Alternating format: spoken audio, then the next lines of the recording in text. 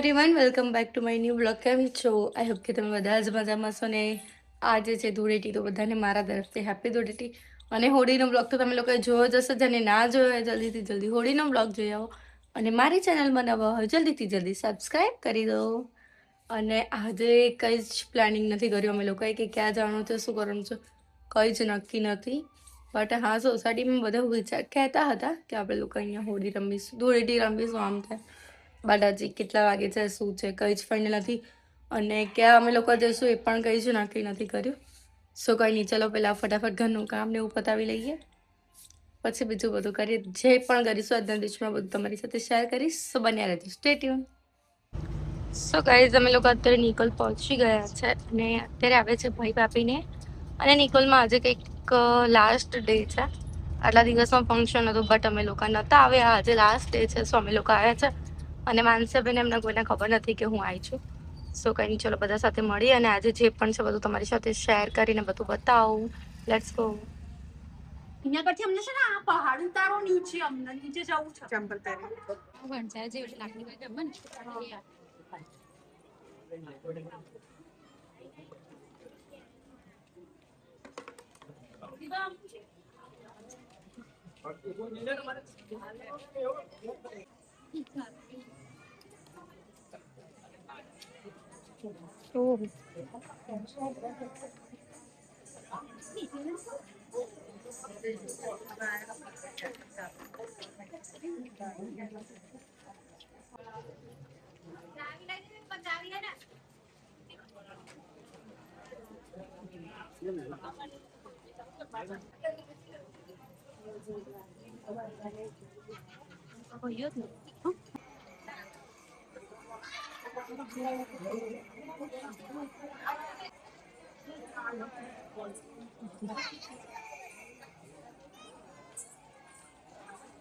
પહેલું હા શક્તિમાન બોલો. બહુ ટાઈમ પછી આપણે મળ્યા.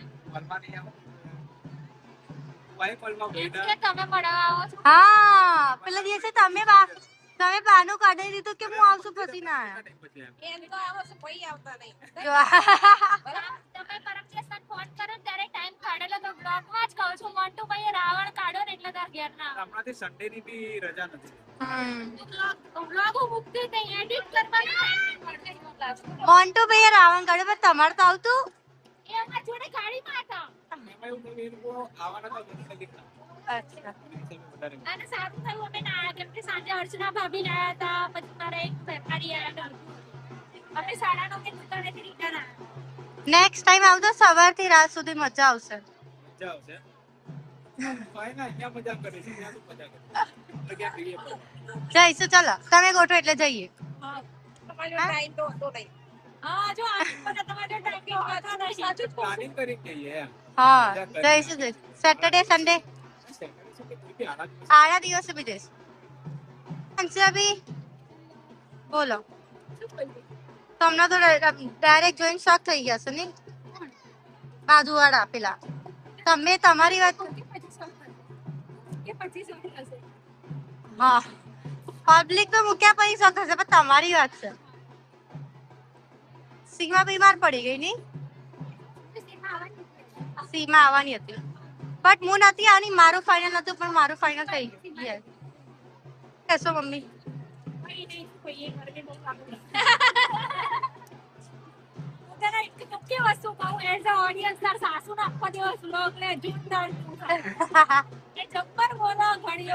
મમ્મી કરતા સુકા મામા જોરદાર ને માનસી આપી નહીં.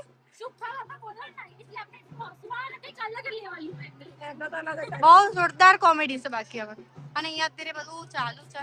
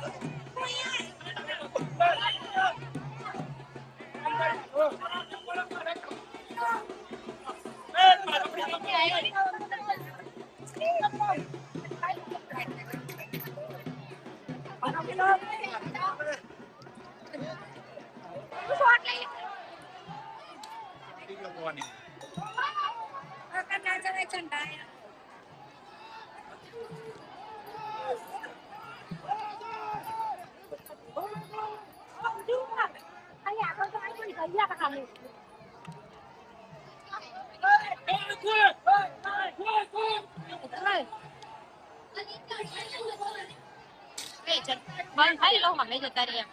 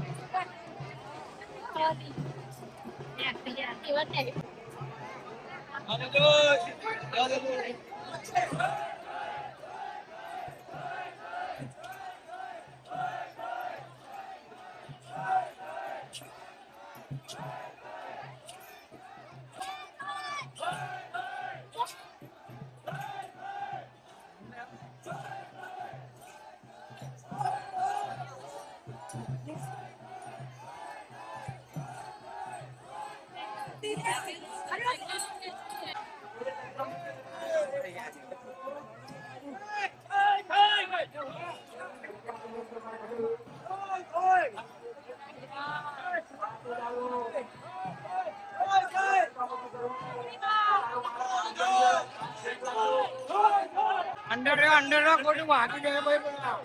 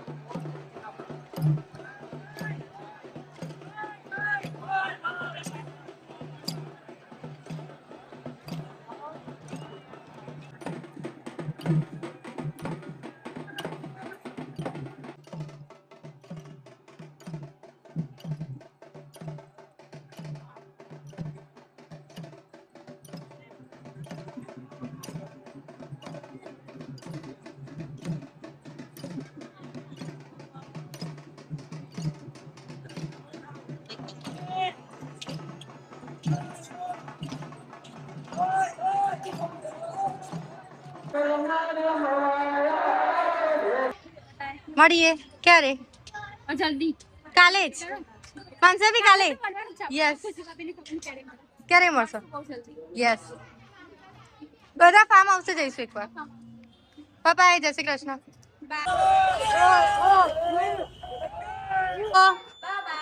બાય જય શ્રી કૃષ્ણ. બાય. લીસુ ટાટા. ટાટા. હા.